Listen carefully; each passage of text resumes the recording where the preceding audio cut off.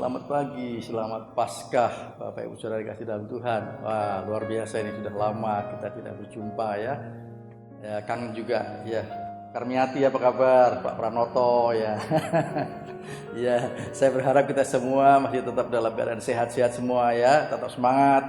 Kita bersyukur walaupun di dalam situasi seperti ini tetapi kita masih dapat merayakan Paskah di tahun 2020. Wah, luar biasa ya. Walaupun tidak ada perayaan, kita hanya ibadah saja dan di rumah masing-masing, tetapi itu luar biasa. Ini satu sejarah yang baru buat saya ya. Saya sudah umur 65 tahun tetapi baru sekali ini juga merasakan seperti ini. Puji Tuhan, luar biasa. Haleluya. Baik Bapak Ibu Saudara kasih dalam Tuhan, tentunya saya akan juga menyampaikan khotbah tentang Paskah kali ini ya. Mari kita akan berdoa terlebih dahulu. Bapa dalam surga, kami bersyukur, terima kasih buat hari ini Tuhan. Engkau sudah menyertai kami, melindungi kami, memimpin kami, sehingga kami boleh memasuki tahun 2020 dan kami boleh bersama-sama merayakan Paskah di tahun ini Tuhan. Walaupun di dalam situasi yang lain daripada yang lain, tetapi kami tetap bersyukur Tuhan apapun yang terjadi Tuhan. Terima kasih penyertaan-Mu yang tidak pernah meninggalkan kami Tuhan. Terima kasih Tuhan Yesus. Dan sebentar kami akan bersama-sama merenungkan firman-Mu tentang kebangkitan Tuhan Yesus atau hari Paskah yang akan kami rayakan saat ini Tuhan. Terima kasih, kami mengucap syukur, biar urapi hamba-Mu yang akan menyampaikan firman-Mu, urapi kami semua Tuhan. Terima kasih, kami serahkan semuanya di dalam pimpinan dan kuasa Tuhan. Dalam nama Tuhan Yesus kami berdoa. Haleluya. Amin. Puji Tuhan. Baik, pada pagi hari ini saya ingin menyampaikan satu kebenaran firman Tuhan yang saya berikan judul yaitu kebangkitan Kristus membawa harapan yang baru. Ya, kebangkitan Kristus membawa harapan yang baru. Puji nama Tuhan. Ya, sekali lagi, ini adalah tema Paskah tahun 2020 yang diberikan oleh PGI, Persekutuan Gereja-Gereja di Indonesia. Tahun 2020 ini mengambil satu tema kebangkitan Kristus membawa harapan baru. Kita merayakan Paskah kali ini di dalam situasi yang lain daripada yang lain, yang tidak sama dengan biasanya. Ya, di dalam suasana pandemi COVID-19, namun ini tidak mengurangi semangat kita, sukacita kita.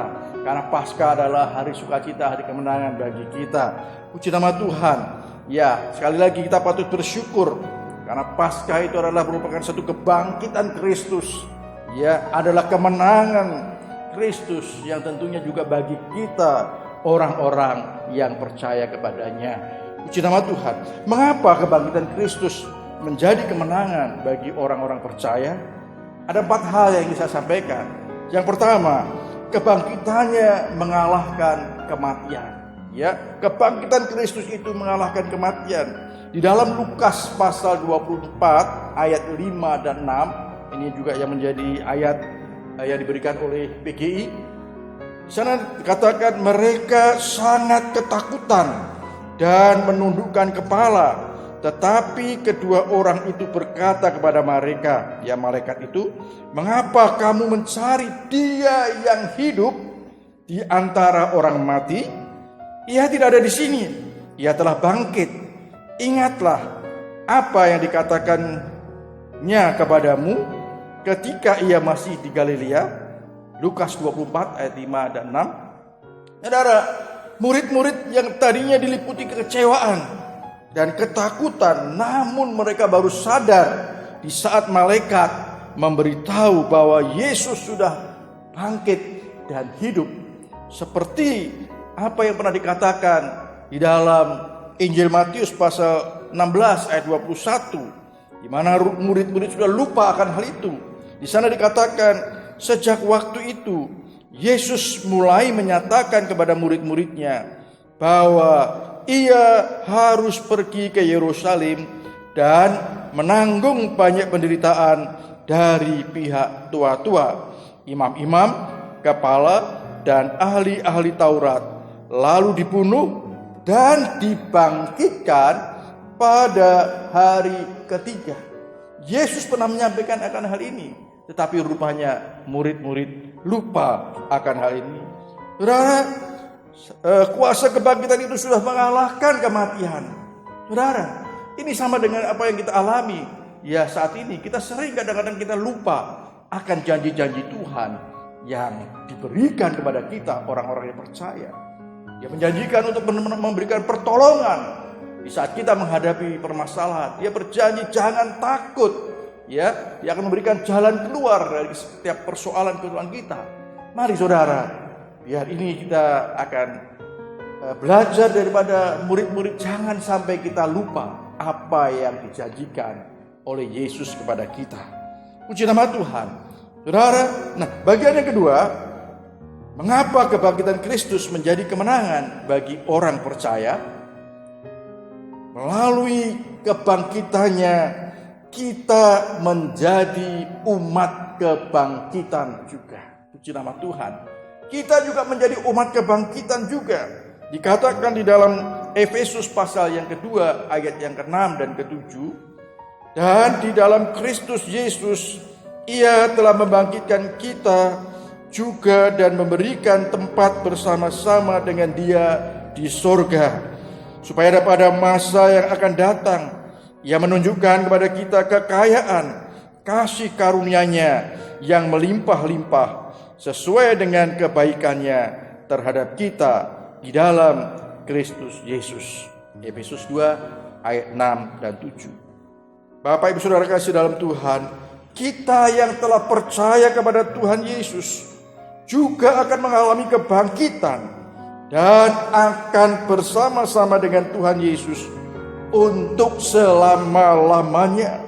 Seperti yang juga dikatakan di dalam 1 Korintus pasal 15 ayat 20. Tetapi yang benar ialah bahwa Kristus telah dibangkitkan dari antara orang mati sebagai yang sulung dari orang-orang yang telah meninggal.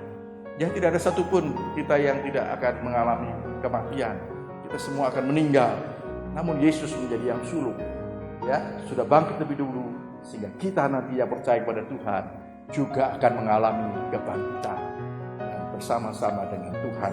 Puji nama Tuhan. Yang ketiga di dalam Paskah ini, ya, saya menyampaikan mengapa kebangkitan Kristus menjadi kemenangan bagi orang yang percaya. Karena kita juga menjadi umat berpengharapan. Wah, puji nama Tuhan. Sekali lagi, kita juga menjadi umat pengharapan, umat yang punya pengharapan.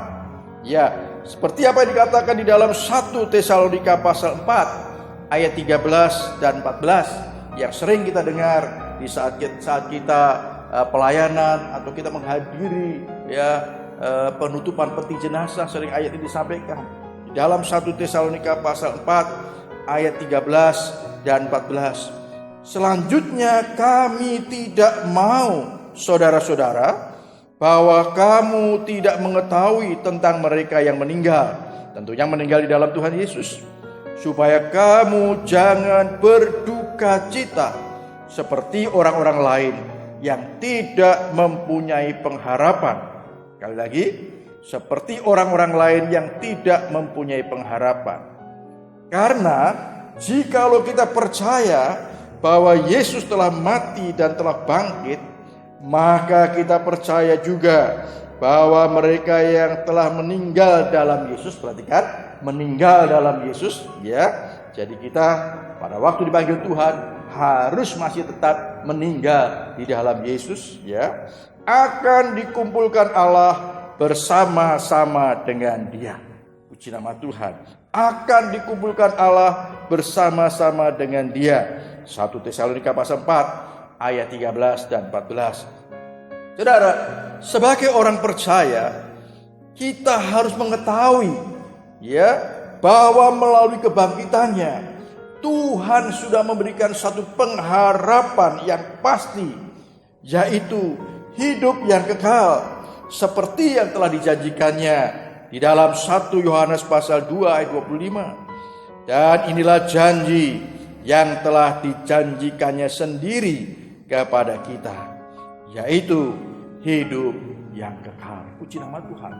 Baik Rasul Paulus maupun Yohanes mengingatkan kepada kita bahwa ada janji, pengharapan, yaitu hidup yang kekal disediakan bagi kita. Saudara, pastikan bahwa setiap kita nanti pada saat kita dipanggil Tuhan, kita benar-benar meninggal di dalam Yesus. Wah, luar biasa. Itu adalah sesuatu yang menjadi harapan kita, ya, harapan kita. Jadi apapun persoalan yang kita hadapi saat ini, jangan sampai kita meninggalkan Yesus. Jangan sampai kita undur daripada Yesus. Karena firman Tuhan yang kita baca tadi hanya diberikan kepada mereka yang telah meninggal dalam Yesus. Puji nama Tuhan. Nah, bagian yang keempat, mengapa orang-orang Kristen atau kebangkitan Kristus menjadi kemenangan bagi orang percaya, bagi orang-orang Kristen. Yang keempat, karena kita mendapatkan kuasa kebangkitannya. Puji nama Tuhan. Ada kuasa yang diberikan kepada orang yang percaya kepada Dia. Ada kuasa yang diberikan melalui kebangkitan Yesus kepada orang-orang yang percaya kepada Dia. Nah, saudara, oleh sebab itu Rasul Paulus menulis di dalam Filipi pasal 3 ayat yang ke-10 dan 11, yang ku kehendaki ialah mengenal Dia dan kuasa kebangkitannya. Sekali lagi, yang ku kehendaki ialah mengenal Dia dan kuasa kebangkitannya dan persekutuan dalam penderitaannya, di mana aku menjadi serupa dengan Dia dalam kematiannya, supaya aku akhirnya beroleh kebangkitan dari antara orang mati. Saudara, Rasul Paulus mengingatkan kepada kita, jangan kita hanya mengenal Yesus saja, tapi kenali Dia, kuasa kebangkitannya yang diberikan kepada kita yang percaya kepada Tuhan. Puji nama Tuhan. Kuasa kebangkitan Kristus yang telah mengalahkan maut dan mengalahkan kuasa iblis telah diberikan kepada orang-orang percaya, kepada orang-orang yang percaya kepadanya. Segala otoritas itu sudah dipercayakan kepada kita, sehingga di dalam pelayanan pemberitaan Injil tentunya kuasa itu menyertai kepada kita, menyertai kita, sehingga itu akan menjadi satu tanda-tanda untuk meneguhkan firman yang disampaikan pada saat kita bersaksi, pada saat kita memberitakan firman Tuhan, pada saat kita melayani orang lain. Tanda-tanda itu, kuasa itu, otoritas itu diberikan kepada kita untuk meneguhkan firman Tuhan yang kita sampaikan. Sama seperti yang dikatakan di dalam Injil Markus pasal 16 ayat 20, pada saat itu disampaikan juga pada murid-murid. Mereka pun pergilah memberitakan Injil ke segala penjuru. Perhatikan, dan Tuhan turut bekerja dan meneguhkan firman itu dengan tanda-tanda yang menyertainya. Puji nama Tuhan. Sebagai anak-anak Tuhan, kita harus dapat berkemenangan dalam menghadapi tipu daya iblis apapun juga.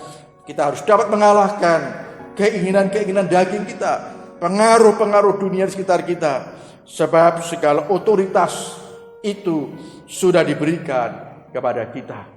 Bapak Ibu Saudara kasih dalam Tuhan, mari oleh sebab itu biarlah kita anak-anak Tuhan melalui peristiwa kebangkitan yang kita rayakan pada hari ini, kebangkitan Kristus atau Paskah ini membangkitkan kita juga. Kita harus menjadi orang-orang yang berkemenangan, bahkan lebih daripada pemenang. Menghadapi tipu daya iblis, menghadapi pengaruh-pengaruh dunia, dan menghadapi keinginan-keinginan daging kita yang harus dapat kita kalahkan. Sekali lagi, otoritas itu, kuasa itu sudah diberikan kepada kita. Puji nama Tuhan. Mari Bapak Ibu Saudara sekalian yang dikasihi Tuhan, dalam menyambut dan memperingati Paskah tahun ini, walaupun dalam situasi yang sulit, tetapi tetaplah percaya bahwa Tuhan Yesus, Tuhan yang kita percaya, lebih besar dari segala permasalahan apapun yang kita hadapi. Puji nama Tuhan. Kiranya firman Tuhan ini akan menjadi satu kekuatan bagi kita. Amin. Mari kita akan berdoa. Bapa dalam surga, kami bersyukur, terima kasih jikalau hari ini Tuhan di dalam memperingati Paskah tahun 2020 ini Tuhan, kami bersyukur Tuhan, kami diingatkan kembali melalui firman-Mu Tuhan, bahwa Engkau sudah bangkit terlebih dahulu menjadi yang sulung, sehingga kami pun yang percaya kepada Engkau juga akan mengalami kebangkitan, dan kami akan bersama-sama dengan Engkau. Ada satu pengharapan yang Tuhan sudah berikan kepada kami, bahkan Engkau sudah memberikan satu otoritas, satu kuasa kepada kami, tanda-tanda yang menyertai setiap kami, orang-orang yang percaya kepada-Mu Tuhan.